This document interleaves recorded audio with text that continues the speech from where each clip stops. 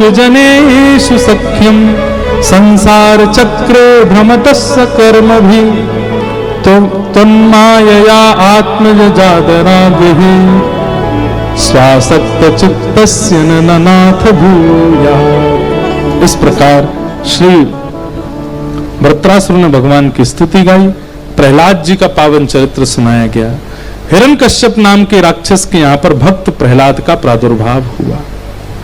भगवान को जब कृपा करनी होती है तो विपरीत परिवार में भी भक्तों को जन्म दे देते हैं। लेकिन आजकल के कलयुगी जीव भक्त बालकों को पाकर के मन में विचार करते हैं कि भैया संसार में कैसे रहेगा।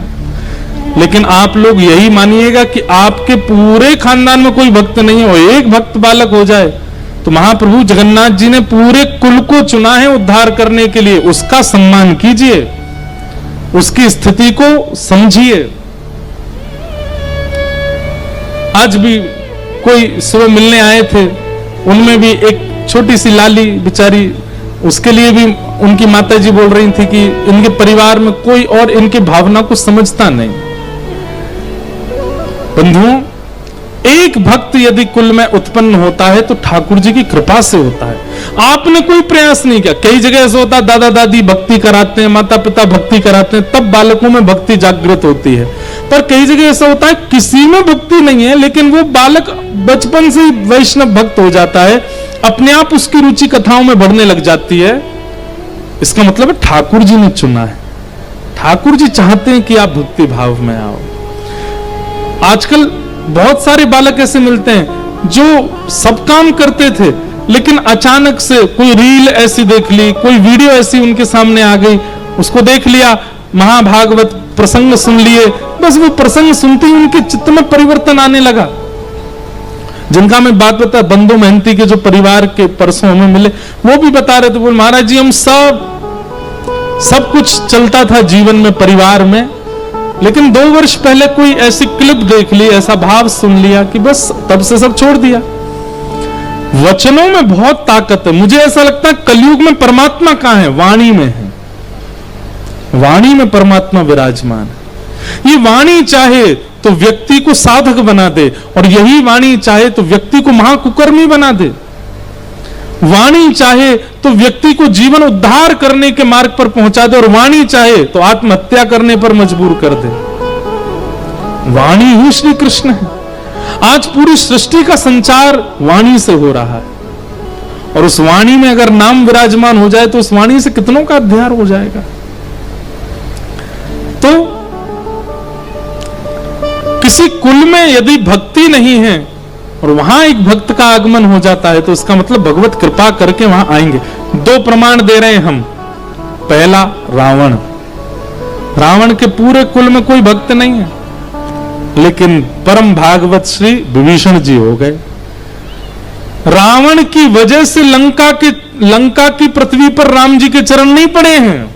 विभीषण ने इतना नाम जप किया है, इसलिए हनुमान जी भी गए हैं, राम जी भी गए हैं, लक्ष्मण जी भी गए, पराम्बा जगदम्बा श्री सीता जी भी विराजी हैं। क्यों? क्योंकि एक वैष्णव वहां रहता है।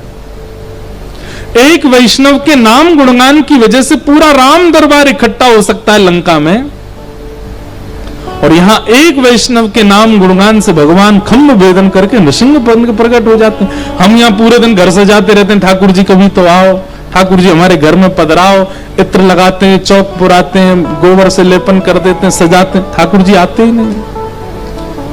लेकिन विपरीत अवस्था के परिवारों में एक भक्त यदि पुकार करता है तो ठाकुर जी पहुंच जाते हैं। इसका मतलब क्या है?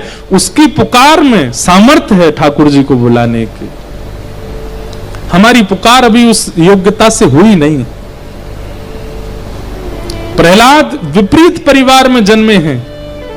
अरे दूर दूर तक कोई व्यक्ति ऐसा नहीं है जो भगवत। मैं एक बात कथा में कहा करता हूं, माताजी डॉक्टर हैं, पिताजी डॉक्टर हैं, भैया डॉक्टर है, चाचा डॉक्टर हैं, दादाजी डॉक्टर है, तुम भी डॉक्टर बन गए, कोई बड़ी बात नहीं है। लेकिन माताजी डॉक्टर नहीं, पिताजी नहीं, दादाजी नहीं, चाचा नहीं, दूर दूर तक खानदान में, और तब आप डॉक्टर बन जाओ तो आपके चर्चे बुआ फूफा के खानदान तक होते हैं। अरे भाई उसको देखा डॉक्टर बन गया।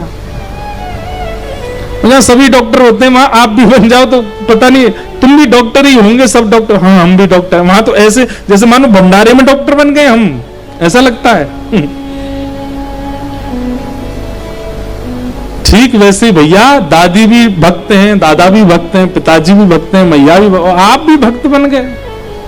उसमें इतनी पूछ वाली बात नहीं है, लेकिन सब विपरीत हैं और तब आप भक्त हो। उस समय महाप्रभु जगन्नाथ जी को स्मरण किया करो, ये आपकी कृपा है, आप चाहते हैं कि मैं नाम गाऊं इसलिए गा रहा हूं। इसलिए विपरीत अवस्था में जब कोई वैष्णव भक्त बालक होता है उस पर भगवत कृपा है। श्री प्रहलाद जी महाराज हिरण्यकश्यप के यहां पर जन्मे। पिता के पूछने पर नवदा भक्ति का प्रवचन सुनाया तो पिता को क्रोध आ गया। किसने सिखाया तुझे? गुरुकुल में तो पढ़ाते नहीं। गुरुकुल के गुरुजी ने कहा कि ये तो गर्व से ही सीख के आया है, हमने कुछ नहीं सिखाया इसको। आज क्रोध में भर करके प्रहलाद को पकड़ लिया हिरण्यकश्यप ने। अनेक प्रयास किए लेकिन नहीं मार पाए। तब अंत में कहा, बोले पहले तेरा हरि मरेगा फिर तू मरेगा, बता तेरा हरि कहां है? प्रहलाद जी महाराज बोले, पिताजी कहां नहीं है, सब जगह, कण कण में उनका निवास है। खम वायु अग्निम सलिलम महिम च ज्योतिम से सत्वानि दिशो द्रुमादीन सरित समुद्रांश हरे शरीरम यत्किंच भूतम प्रणमेत अनन्यम। यदि आप लोग जगन्नाथपुरी जाते हैं तो हमारी कई एक बात मानिएगा, महाप्रभु जगन्नाथ जी का दर्शन करो, विमला देवी का दर्शन करो, गोपीनाथ जी का दर्शन करो, लक्ष्मी मैया का दर्शन करो, और महाप्रभु जी के मंदिर के ठीक पीछे जहां एकादशी जी हैं वहीं ऊपर नृसिंह भगवान भी हैं, उनका भी दर्शन किया करो दक्षिण द्वार के पास में। जगन्नाथ जी के दर्शन का इतना प्रभाव है, वो क्रूर रूप में क्यों रहते हैं, ऐसे विशाल विकराल रूप में क्यों रहते हैं? ताकि हमारे भीतर प्रकट हुए आर्त, हमारे भीतर प्रकट हुए जो कुभाव हैं उनका नाश कर सकें। एक क्रोधी का जीवन में होना आवश्यक है। क्षमा कीजिएगा, जिस व्यक्ति के ऊपर कोई शासन करने वाला नहीं होता ना, स्वच्छंद होता है, वो बहुत जल्दी बिगड़ जाता है। लेकिन जिस व्यक्ति के ऊपर एक शासन करने वाला होता है, एक व्यक्ति ऐसा है जो उसको रोकेगा भी, टोकेगा भी, डांटेगा भी, उसके भय के कारण कई बुरे कामों से वो बच जाता है। परिवार में अगर एक व्यक्ति भी बड़ा डांटने वाला नहीं है तो बच्चों की बिगड़ने की संभावना बहुत ज्यादा है।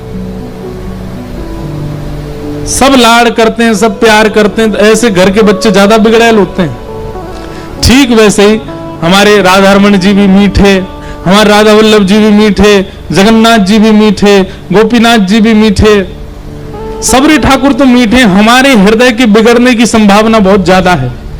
इसलिए तब जाकर के नृसिंह भगवान का दर्शन किया करो।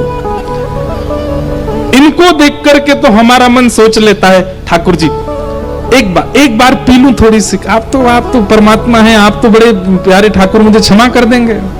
एक बार थोड़ा सा कुछ खा लूं, एक बार मित्रों के साथ ऐसा कर लूं, क्या एक ही बार तो कर रहा हूं। लेकिन जब नृसिंह भगवान सामने आते हैं तब हमारा मन कहता नहीं भगवान नहीं करूंगा, आप जैसा कहेंगे वैसा। वो शासन के देवता हैं, हमारे मन को भयभीत कराते हैं।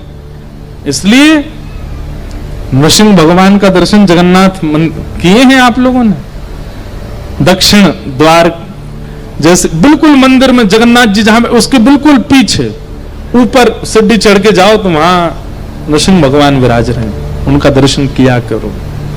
उनका दर्शन मन की एकाग्रता के लिए और मन के कुभाव की तरफ ना भागने के लिए बहुत आवश्यक है। इसलिए जब भी मन में कुभाव उत्पन्न होता है उस समय नृसिंह भगवान का स्तवन करना चाहिए। हे नृसिंह भगवान, मेरे मन को देख लीजिए नाथ, ये मुझे ले जा रहा है उस मार्ग की ओर। नृसिंह भगवान देख लेंगे फिर मन को।